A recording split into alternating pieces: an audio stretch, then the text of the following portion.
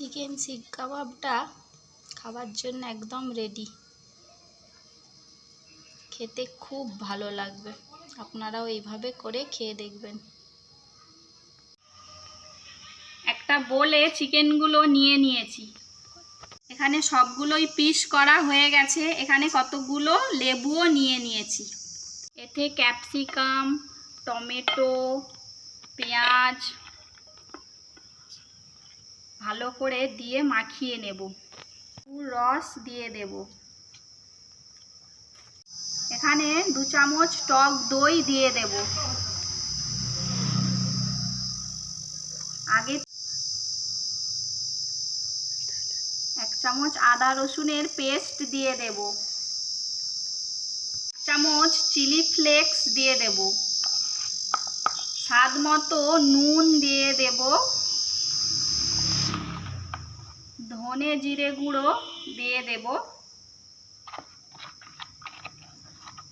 সামান্য লঙ্কা গুঁড়ো দিয়ে দেব।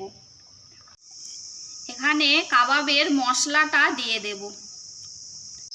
এটাকে ভালো করে মাখিয়ে নেব। মাখিয়ে ফ্রিজে 1 ঘন্টার জন্য রেখে দেব।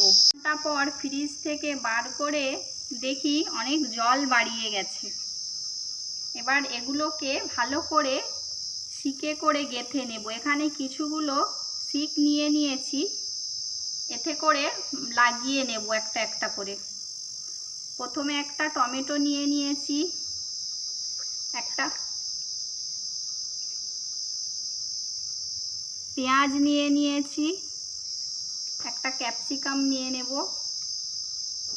একটা চিকেন, আবার একটা পেঁয়াজ, আর একটা টমেটো, আবার একটা চিকেন, আবার একটা ক্যাপসিকাম নিয়ে নেব। এইভাবে সবগুলোকেই সাজিয়ে নেব। এইভাবে করে সবগুলো শিকে লাগিয়ে নিয়েছি। একটা একটা করে চিকেন শিক কাবাবগুলো দিয়ে দেবো প্যানে।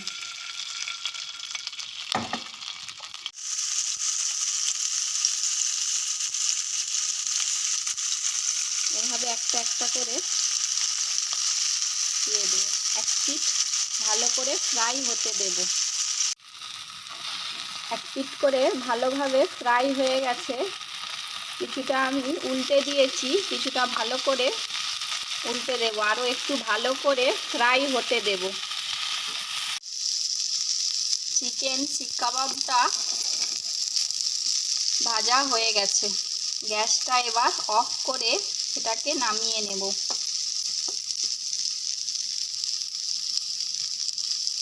আপনারাও এইভাবে করে খেয়ে দেখবেন, খেতে খুব ভালো লাগবে।